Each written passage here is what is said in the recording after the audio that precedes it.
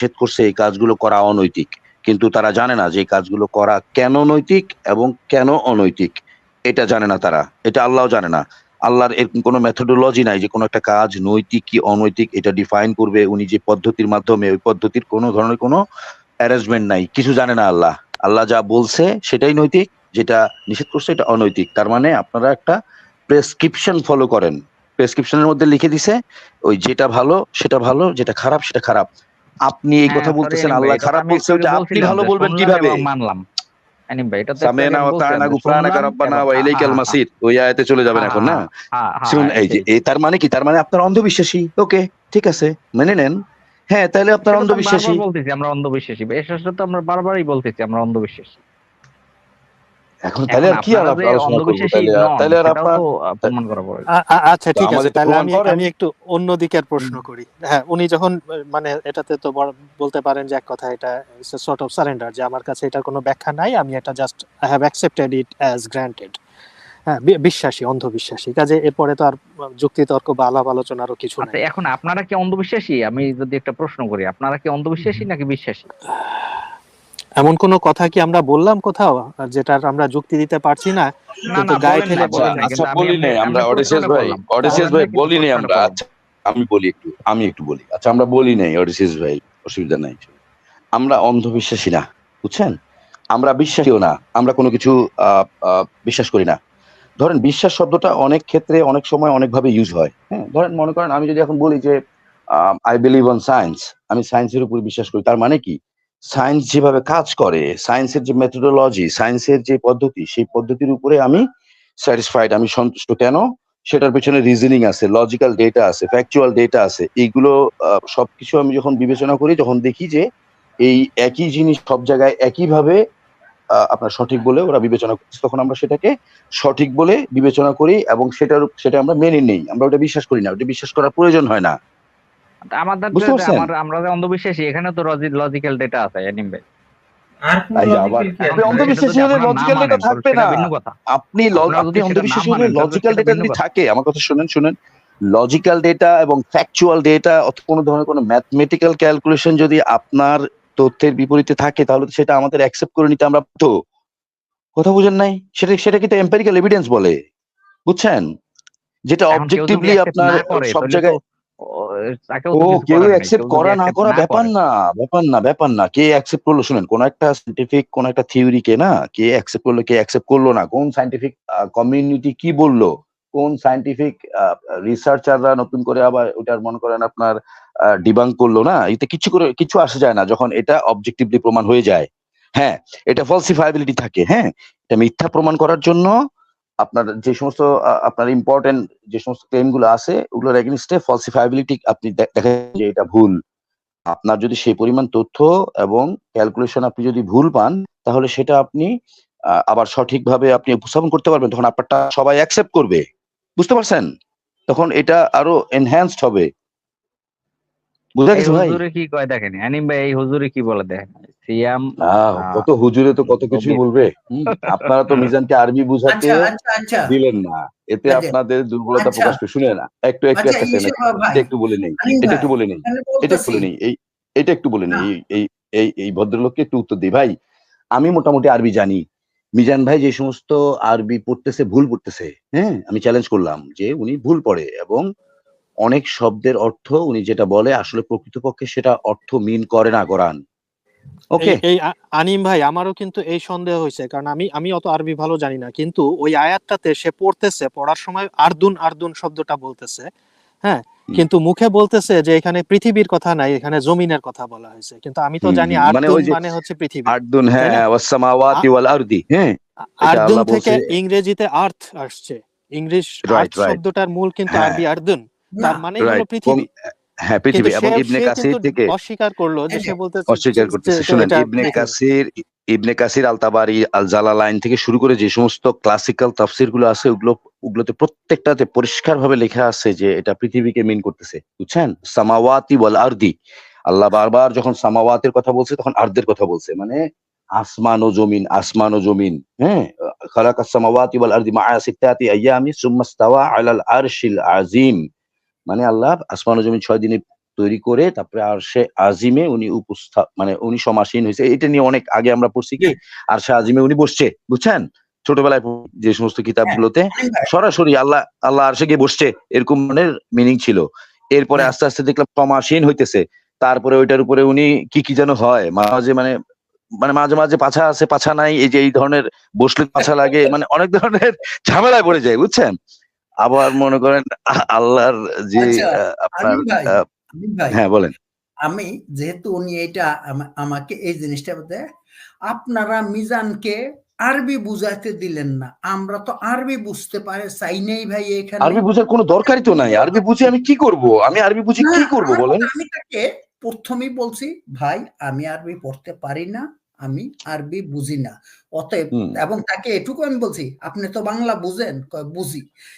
বাংলা কেমন বুঝা শব্দটা তো স্পেলিং মিস্টেক। তারপরে এই যে সালিম জাবির আপনি যে কমেন্টটা করছেন, আপনার এই কমেন্টটা তো ভাই একেবারে বোকার মতো কমেন্ট করছেন। না পীর ভাই, আমরা যার তার কাছ থেকে আরবি বুঝতে যাব কেন? এখানে আরবি স্পেশালিস্টরাই অনুবাদ করে লিখে বসে আছে। আমাদের আরেকটা জিনিস হ্যাঁ, ওটা শেষ ভাই রাইট কথা বলছে। আমাদের কথা হচ্ছে কি, আমার আরবি জানতে হবে কেন? এটা দরকারটা কি? আমার তো এটা বুঝতেছি না। আপনি এখন যখন শুনেন, আপনি এইটা তো বাচ্চারা জানে যে কোনো একটা টেক্সট কিংবা একটা সেন্টেন্স কিংবা যে কোনো 2-3 লাইনের একটা কিছু যদি আপনি গুগলে দেন, ট্রান্সলেট করে, আপনি যে ভাষার আপনি মানুষ সেই ভাষায় আপনাকে ট্রান্সলেট করে দিচ্ছে।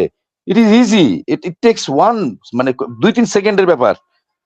আপনার দরকার কি ভাই আরবি শেখার? আপনার হিব্রু শেখার, আপনার অ্যারামিক ভাষা শেখার, আপনার মনে করেন আরো পার্সিয়ান ভাষা শেখার, উর্দু ভাষা, আপনি কি এতগুলো দরকার আছে শেখার? আপনার যেটা প্রয়োজন আপনি সেটা শিখবেন, তাই না? আশরাফ ভাই আরবি জানে না। আশরাফ ভাই আরবি জানে না। একটা জিনিস আশরাফ ভাই আরবি জানে না। আশরাফ ভাই ইসলামের ফান্ডামেন্ট খুব সুন্দর বুঝে, ইসলামের ফান্ডামেন্ট গুলো কি বলে, তাই না? বুঝে না? প্রিন্সিপালস গুলো বুঝে না?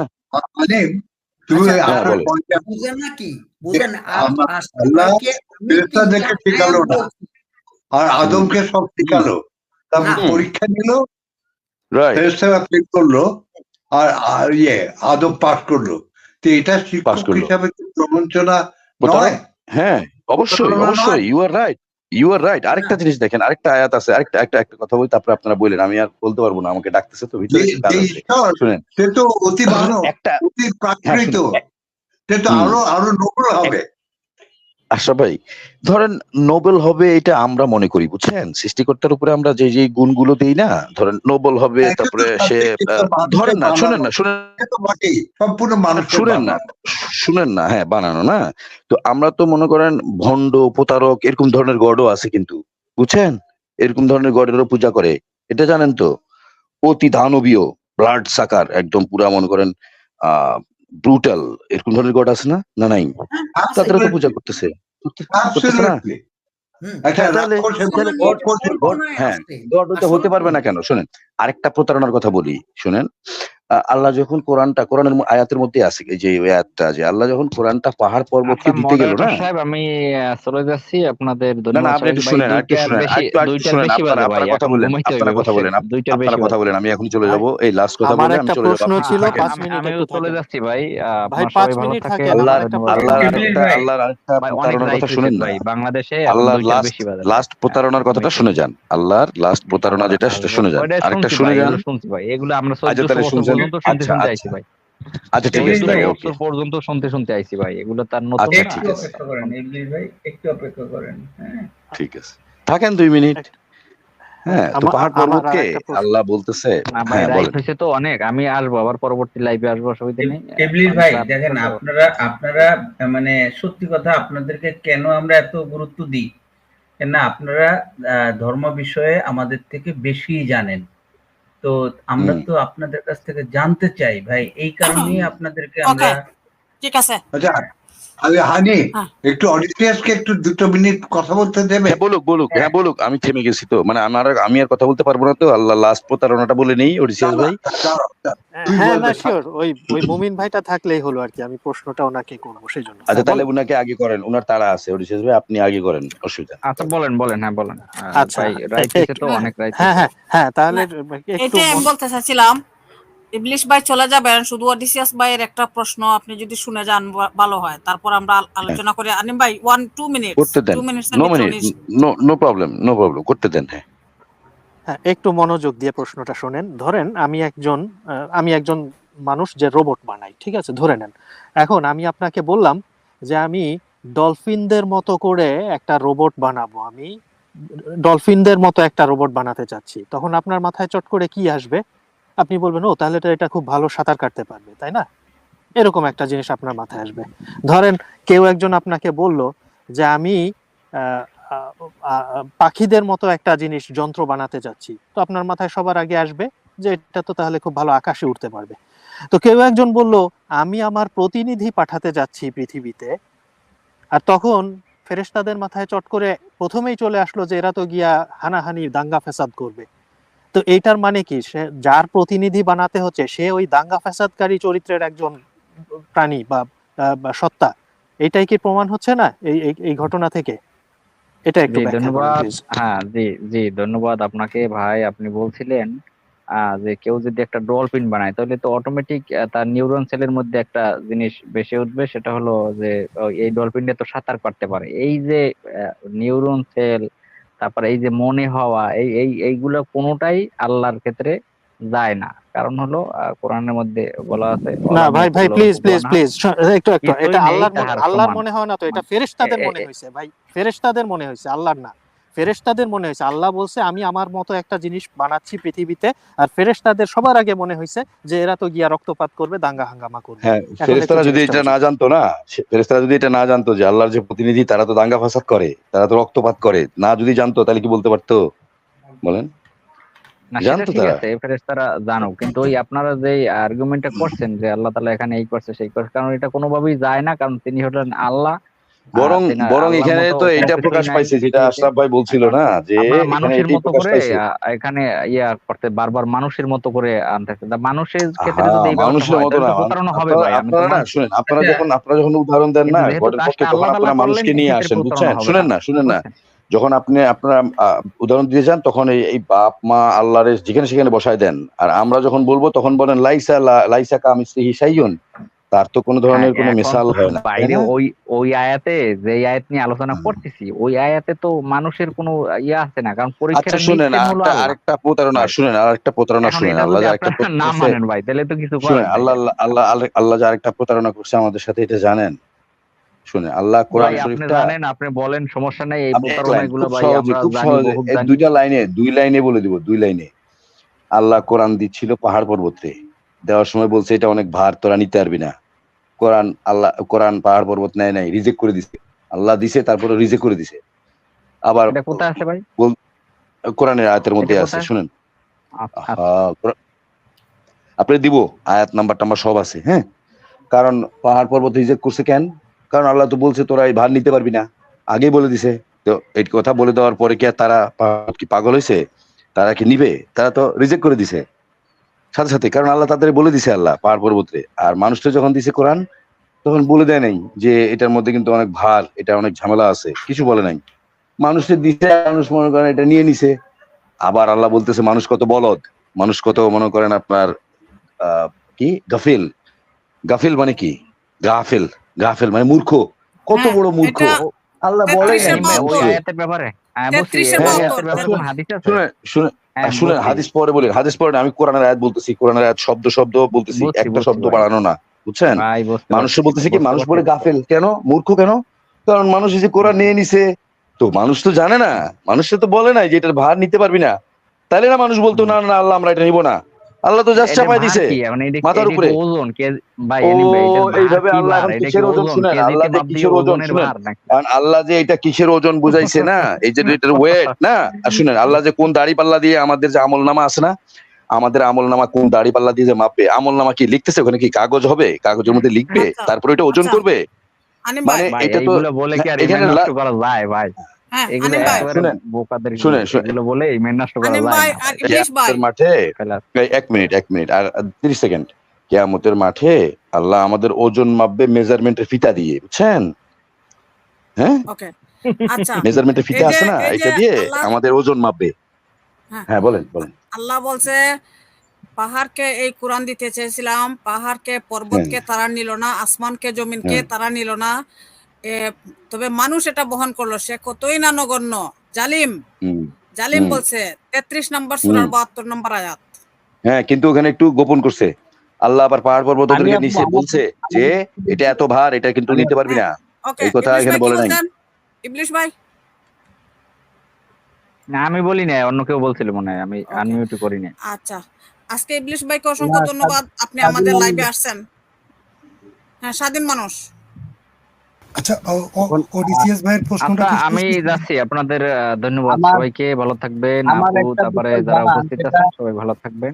অডিসিয়াস ভাইয়ের প্রশ্নের উত্তর উনি মোটামুটি স্বীকার করে নিছেন তো। হ্যাঁ, কোনটা ইবলিশ ভাইয়ের কাছে না, ওই যে মনে করেন আল্লাহ যে মনে করতেছে প্রতিনিধি না, যে দাঙ্গা ফাসাদ করবে, রক্ত রক্ত রক্ত রক্ত এখানে রক্তারক্তি করবে না। যেটা আমি দিছি ভাই, আর আপনাদেরটা আপনি দিয়েছেন, আমারটা আমি দিছি। ওইটাই তো। ওকে ভাই, না আপনারটা আমারটা না, এটা আমরা সবাই একটাই বুঝতে হবে তো। এখান থেকে তো আর অন্য একটা কিছু বোঝার কোনো কায়দা নাই তো। পারতেছি না তো ভাই, আমি বুঝছি একটা, আপনি বুঝছেন না। আনিম ভাই এখন ঠিক আছে, এক জায়গায় তো আসতে পারতেছি না, অসুবিধা নাই। ইবলিশ ভাই ভাই শুনেন, আমরা তো এখানে লাইভে অনেকে থাকি, আসলে আপনার মতো এত জ্ঞানী মানুষ তো আমরা পাই না। তো আপনি আসবেন ভাই, হ্যাঁ, আপনাকে দাওয়াত থাকলো, এবং প্রতিদিন মানে প্রতি লাইভে যেন আপনাকে আমরা দেখতে পাই। আপনি যথেষ্ট জানেন। হ্যাঁ, আপনি যথেষ্ট জানেন, আপনি অনেক জানেন। অতএব দেখেন, আমাদের সাথে কিন্তু আপনার কোনো তর্ক বিতর্ক কিংবা উত্তপ্ত বাক্য বিনিময় তো হয়নি ভাই, হয়েছে বলেন? না না, আমি তো এখানে কোনো মেইনটেইন করি নাই ভাই, সেটা তো আগে। না মাইন্ড করা না, আমাদের অ্যাটিটিউডে তো আপনি বুঝছেন, আমরা আসলে মানে আমরা এমন কিছু করিও নাই যে আপনি মাইন্ড করবেন, বুঝছেন ব্যাপারটা? উনি যেটা সাপ্লাই যেটা বলতে চাচ্ছে, বুঝছেন, আমি ওইটা বলছি যে আমরা আপনাকে কোনো ধরনের কোনো অশ্রদ্ধা কিংবা অসম্মান কিংবা আপনাকে আমরা কোনো ধরনের কোনো পার্সোনাল অ্যাটাক করি নাই, বুঝছেন? আমরা এটা করি না, আমরা জানতে চাই। আমরা এগুলো বাদ দিয়ে কথা বলি। আপনি সবসময় ওয়েলকাম, যে কোনো সময় আপনাকে প্রায়োরিটি দেওয়া হবে।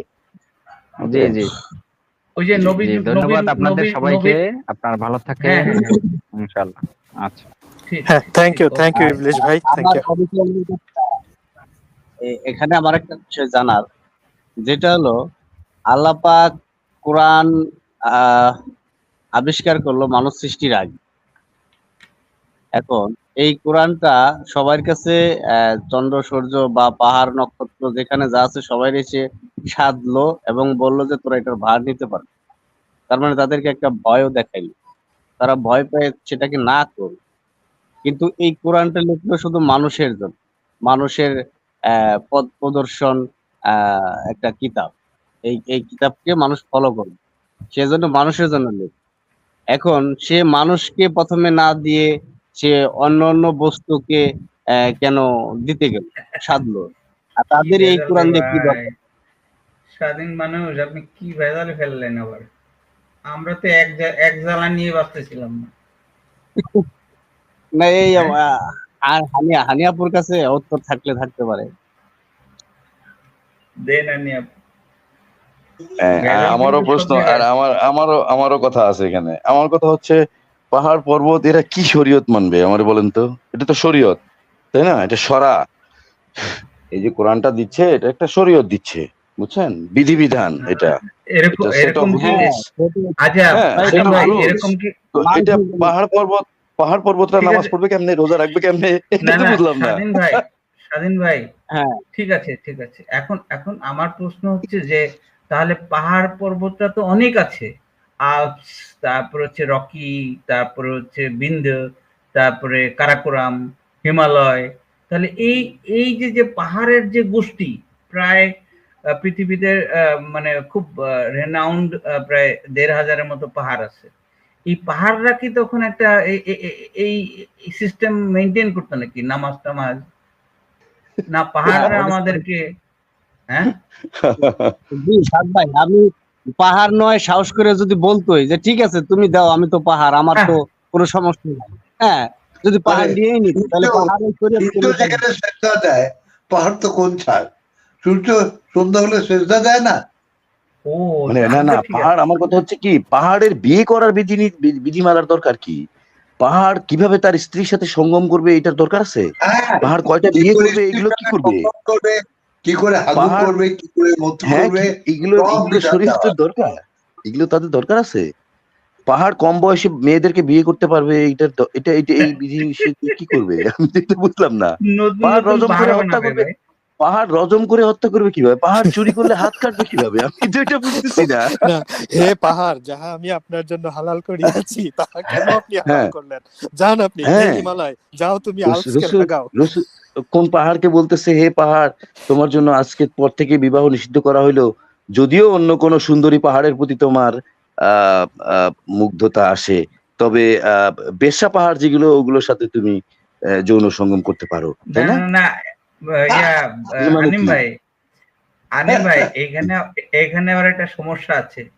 এখানে আবার এই যে আমাদের রনি দত্ত আবার লিখছে, আরে ভাই হিমালয়ের নাম নিয়েন না, ওখানে আবার শিব বৈশাখ গাঁজা ও খাচ্ছে ভাই, ওখানে শিব বহুত মামা ও, আছে তো, হ্যাঁ, ও, হিমালয় আবার কৈলাস। আবার পাশে পাশে হ্যাঁ আবার মৈনাক পর্বত আছে, মৈনাক। ময়না হ্যাঁ, পর্বত আছে ভাই।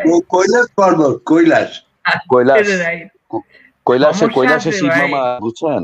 শুনেন, শিব শিব ভাই, শিব শিব মামা ভাই মা বৈশাখ। পার্বতী, শুনেন, মা পার্বতীর সাথে মনে করেন হয়তো এরকম আছে যে যৌন সঙ্গমে আছে 40 না বছর না, ধরে, না না, শিব বুঝছেন? বাবা নয়, ব্রহ্মা। ব্রহ্মা নিজের ব্রহ্মা না, মেয়েকে, ব্রহ্মা না, নিজের ব্রহ্মা ওইটা আরে তো অন্য ভাই, মেয়েকে। কথা। শিব শিব আশরাফ ভাই শিব, ওইটা অন্য কথা, শুনেন, ওইটা বলি আমি একটু, শুনুন। না ওইটা না, তো আমার মধ্যে শিব ওইটা আছে। তো ব্রহ্মা ওটা তো ব্রহ্মা নিজের মেয়ে সরস্বতী, সরস্বতীর এত ওইটা সৌন্দর্য বলতেছি না। দেখে লোক সামলায় তার নাপের তাকে ধর্ষণ করলো। হ্যাঁ, তখন শিব মামা 2টা মাথা আউট করে দিছে, বুঝছেন? যে গডরাও এরকম দর্শন করে, 2টা মাথা রাগ করে আউট করে মানে ওই লুকাইতে পারতেছিল না কোথাও সরস্বতী, কারণ ব্রহ্মা তো 10টা মাথা 10 দিকে দেখতেছিল, বুঝছেন? আচ্ছা যাই হোক, 3 ওইটা মাথা। একটা ইস্যু। 10 না, আগে ছিল 5টা মাথা, বুঝছেন? ও 2টা কেটে দিছে শিব। এই যে আচ্ছা গড হয়ে, মানে তুই তুই সৃষ্টিকর্তা হয়ে এর দিকে এরকম কুনজরে তাকাইতেছিস, হ্যাঁ? ও কোথাও আর লুকাইতে পারতেছে না কেন কি সত্যি। কি করতো? হ্যাঁ না, হ্যাঁ না আপু, তার একটু নিজের একটু একটু শিক্ষকদের, আহ, তাদের নিজের শিক্ষকদের আমি একটু বউদের বলি। সঙ্গে পরকিয়া করতো একটু যখন একটু একটু শিক্ষকটা শুনেন না, একটু ওইদিকে আপনি আসলে ওই কথা বলতেই দিলেন না, শুনেন। মানে তন্ত্র যখন মনে করেন ওরা তান্ত্রিক হয়, শিব আর পার্বতী মনে করেন এক একজন এক এক রকম ভাবে ধ্যানে থাকে, বুঝছেন? ওরা বিয়ে করার আগে আপনার এই যে ইয়ে আছে না, রতিদেব, তারপরে কামদেব, এরা শিব মামার সেক্সুয়াল অ্যারাউজাল করে। হ্যাঁ, তারপরে যখন শিবের সেক্সুয়াল অ্যারাউজাল হয় তখন মা পার্বতীর সাথে যৌন সঙ্গমে থাকে, ধরেন 40 বছর ধরে, 50 বছর ধরে, তারপরে 1 লাখ বছর ধরে তারা ওইভাবে আছে আর কি, এরকম আর কি আসে আছে। এটাই বলতেছিলাম। বলেন। হ্যাঁ, আচ্ছা, এই যে কোরআনের হুম, আয়াতটা, যে মানুষ এটা বহন করলো, সে কতই না নগণ্য জালিম। হুম, এই যে আল্লাহ বলছে কতই না নগণ্য জালিম, এর হুম। থেকে লজ্জার আর কিছু আছে? যে এমনই বস্তা পচা একটা বই, আর এটা মানুষ বহন করলো। সে কেমন মানুষ? মানে গন্ড মানে মূর্খ রাখাল এটা ধরেন বহন করলো, আর সে কতই না নগণ্য। ধরেন যে একজন মানুষ তার হ্যাঁ নিজের ছেলেকে, একজন মানুষ তার নিজের ছেলেকে হারামজাদা বলে গালি দিচ্ছে, ব্যাপারটা সেরকম হয়ে গেল না? হুম। হ্যাঁ, আ- এটা তো হারামজাদার চেয়ে আরো বড়, যে মানে হারাম, নগণ্য। কিন্তু হারামজাদা বললে হারামখোরটা কে হচ্ছে? আমি যদি সেই আমার ছেলেকে হারামজাদা বলি, সে নিজেই তো সে তো নিজেই হচ্ছে, তবে তো হ্যাঁ তবে অন্যরকম কোড আন কোড শালার পো। সে জানে যে কোরআনটা একটা অখাদ্য, সেই অখাদ্যটাকে শেষ পর্যন্ত মানুষ বিনা বিচারে গ্রহণ করলো। না, ওটা যদি হ্যাঁ, ভালো হতো তাহলে তো বলতো যে মানুষ খুব জ্ঞানী, তার প্রেক্ষিতে এই সুন্দর জিনিসটাকে মানুষ গ্রহণ করেছে, না কিন্তু না, কি হইতো না হইতো সাদ ভাই, কি হইতো না হইতো এগুলো আমাদের জানারই দরকার নাই, বুঝছেন? আল্লাহ পাহাড় পর্বতে বলে দিল এটার ভার অনেক, আর মানুষও বললো না ভার, এটা অনেক ভার। তারপরে মানুষ আবার আল্লাহ দিছে দেখে নিয়ে নিল, যে সৃষ্টিকর্তা দিছে যখন নিয়েই নেই, নেয়ার পরে দেখতেছে যে এটা এত ভার, এটার ভার তো আর আমরা নিতে পারতেছি না। তারপরে আবার ওই সৃষ্টিকর্তাই বলতেছে গাফেল। তার মানে ফেরেশতাদেরকে ওই যে নাম শিখাই দিছে, একটা প্রতারণা হ্যাঁ করছে না সৃষ্টি, এই যে ফেরেশতাদেরকে যে নাম শিখাইলো না, আর আদমরে যে নাম আচ্ছা শিখাই দিল, ওখানে একটা আচ্ছা আনিম ভাই একটা বলেন তো, প্রতারণা। নামাজের মধ্যে যখন দাঁড়া তখন কিভাবে বলে যে তোমরা তোমাদের বউয়ের সাথে, তোমরা তোমাদের বউকে মা বলে ডেকো না, এটা জিহার হবে, জিহারের শাস্তি এই এইটা বলার মানেটা কি নামাজে দাঁড়িয়ে? এটাই তো হলো কথা। নামাজে দাঁড়িয়ে যখন আপনি বলতেছেন যে হে মোহাম্মদ, আজকের পর থেকে তোমার জন্য বিবাহ নিষিদ্ধ করা হইলো, যদিও কোনো রমণীর সৌন্দর্য তোমাকে মোহিত করে, তবে যৌনদাসীর ক্ষেত্রে ভিন্ন কথা। আল্লাহু আকবার। গেলাম উঠতে।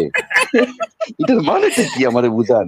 আবার আপনি বলে মনে করেন মৃত ব্যক্তি, না হ্যাঁ। মৃত ব্যক্তি সামনে, হ্যাঁ, সামনে মৃত ব্যক্তি, তার সামনে আপনি যদি এই দোয়া পড়েন যে হে মোহাম্মদ, পড়তেছে তো হ্যাঁ, হে পড়তে মোহাম্মদ, করেন কি? মানুষ তো পড়তেছে, চিন্তা করেন। খতম করতেছে, কোরআনে খতম করতেছে মৃত ব্যক্তিকে সামনে রেখে। তো এগুলা খতম করতেছে, রমজান, সারা রমজান এগুলা পড়তেছে। আবার আর দেখেন যদি বাংলায় পড়তো, এই শুনেন, কোরআনটা এই যদি জন্য না, বাংলায় পড়তো, এই জন্য না, শুনেন, এই জন্য হানি আপু, ওই যে লাহাব আছে না, আবু লাহাবের স্ত্রী, মনে হয় ঝাড়ু নিয়ে বের হয়েছিল, ঝাড়ু নিয়ে আমরা একটা ইয়ের মধ্যে, সিরাতের পাগল মধ্যে মনে এসব বলে কি?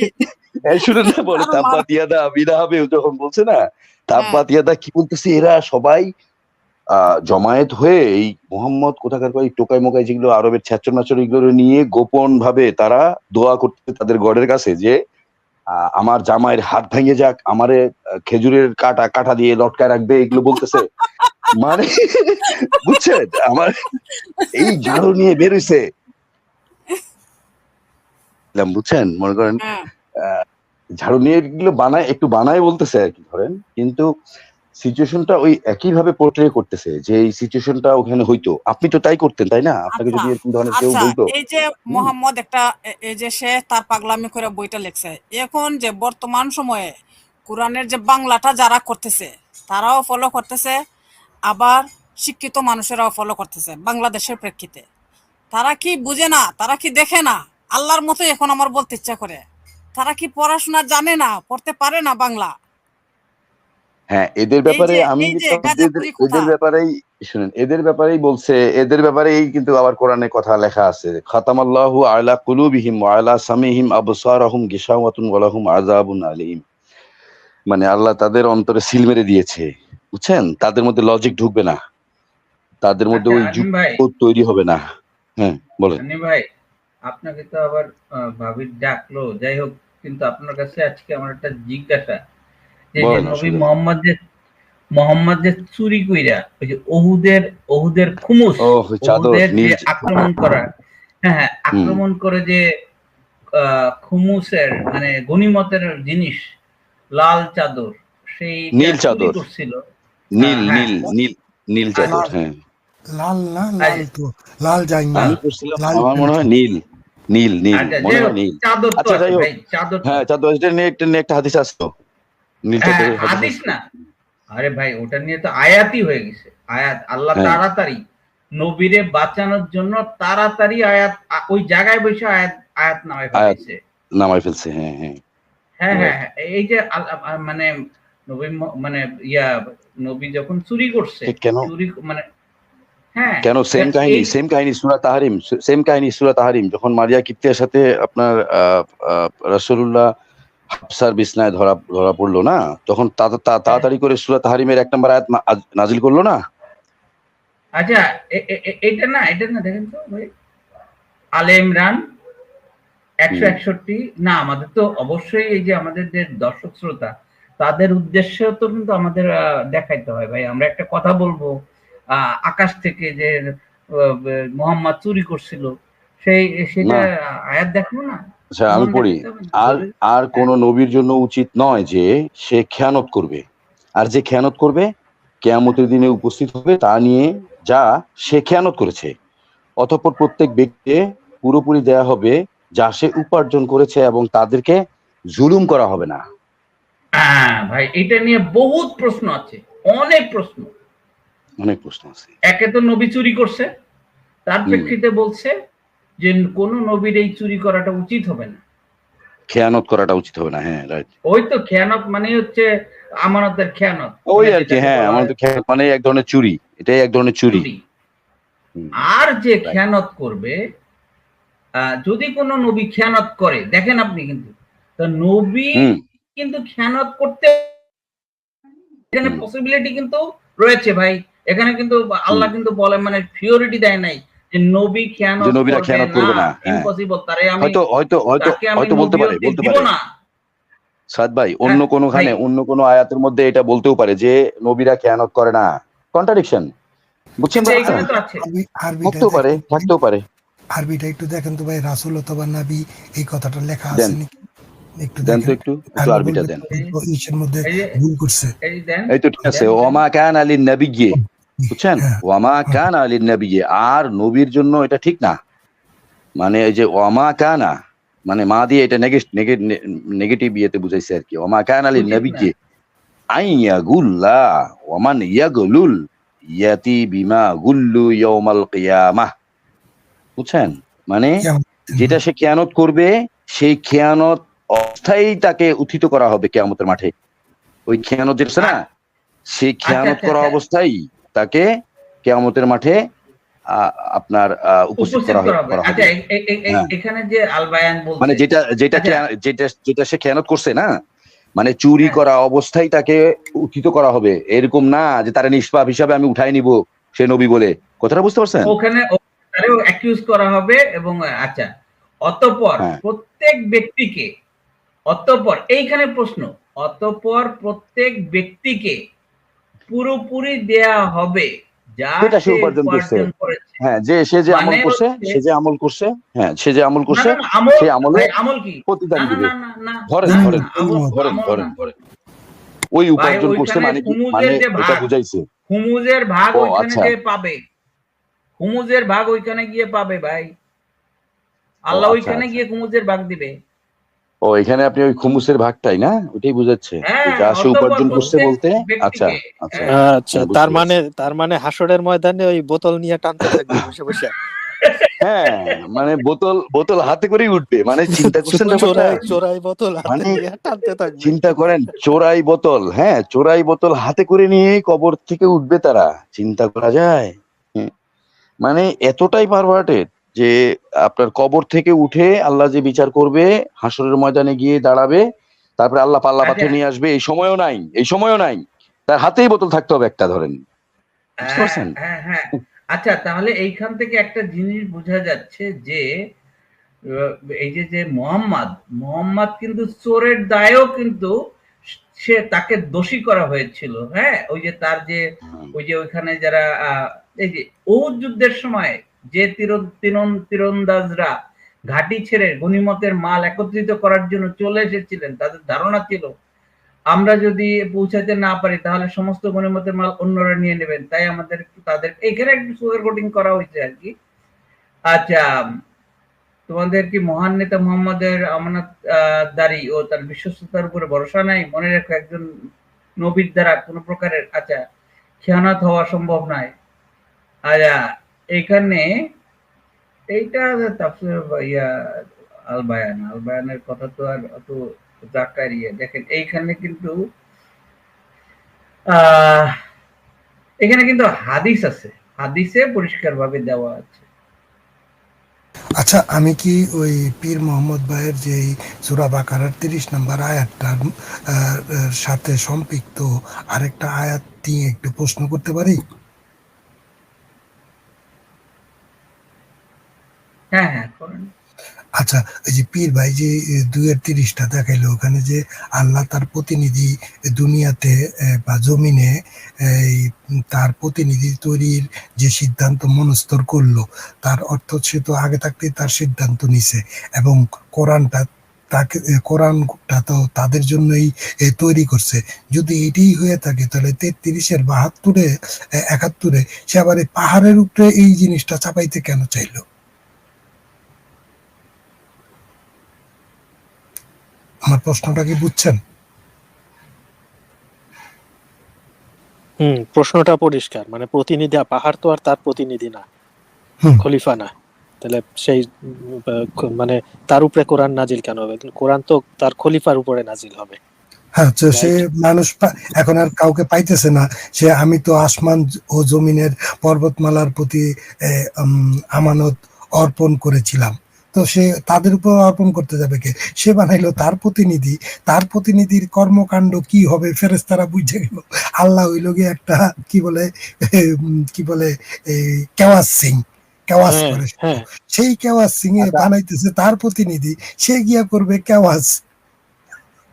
আল্লাহ ভাই, হ্যাঁ আল্লাহ ভাই, আমি আমার যে এখানে কথাটা সেটা হলো, এই যে বলদ মুমিনরা, এটাকে সে আরশ থেকে লিখে পাঠাইছে, এটার উপরে ভিত্তি করে তারা বসে আছে। এখন এই যে কারণে, যে কোনো একটা কারণের কারণে মোহাম্মদ একটা করে আয়াত ডাউনলোড করছে। এখানে গদিবতের মাল খেয়ানতের কারণে একটা আয়াত ডাউনলোড করি, সাহাবীরা বললো যে আমার এই মালটা কই গেল, আপনি তো এখানে ছিলেন তখন।